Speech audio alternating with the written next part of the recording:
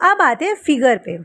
अब फिगर बताने के लिए हमको मिडल टर्म आइडेंटिफाई करनी आनी चाहिए। अभी मैंने बोला जो टर्म दोनों में कॉमन होता है वही होता है मिडल टर्म। पहले सब्जेक्ट और प्रेडिकेट निकाल लो, उसके बाद ईजी है बिल्कुल मिडल टर्म को निकालना। उसके बाद अब हमें फिगर्स बतानी है। फिगर्स होती हैं 4, फिगर 1, फिगर 2, फिगर 3, फिगर 4।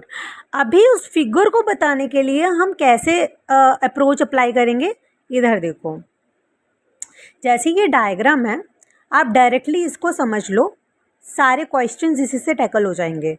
जैसे फिगर 1 में मिडल टर्म जो है वो आपको सब्जेक्ट की प्लेस पे मिलेगी और माइनर में प्रेडिकेट की प्लेस पे मिलेगी। फिगर 2 में दोनों में प्रेडिकेट की प्लेस पे मिलेगी, फिगर 3 में दोनों में सब्जेक्ट की प्लेस पे मिलेगी और फिगर 4 में मेजर में प्रेडिकेट की जगह पे मिलेगी और माइनर में सब्जेक्ट की जगह पे मिलेगी।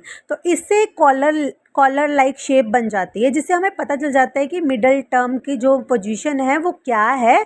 मिडल टर्म की अगर आपको पोजीशन पता है तो आप इस लाइन से, इस लाइन से, इस लाइन से, इस लाइन से पता कर सकते हो कि फिगर 1 है या 2 है या 3 है या 4 है।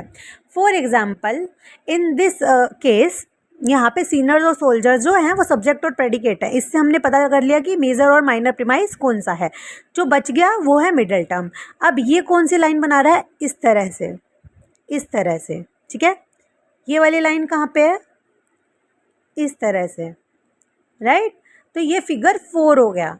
अगर मिडल टर्म इस तरह से होती या इस तरह से होती तो हमें पता चल जाता। वैसे ही अगर मान लो ये ट्रेटर्स जो है, ये वाला ट्रेटर्स जो है वो यहाँ पे होता, प्रेडिकेट की जगह पे होता, तो हम क्या करते, फिगर 2 बोलते, ठीक है।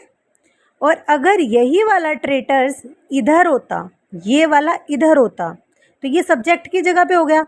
तो हम इसको बेसिकली इस तरह से याद रखते हैं। ये शेप हम याद रखते हैं, ये शेप याद रहेगी तो सब याद रह जाएगा।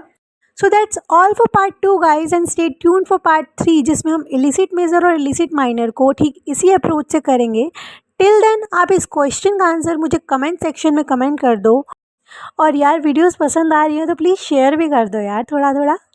Thank you, bye bye, take care.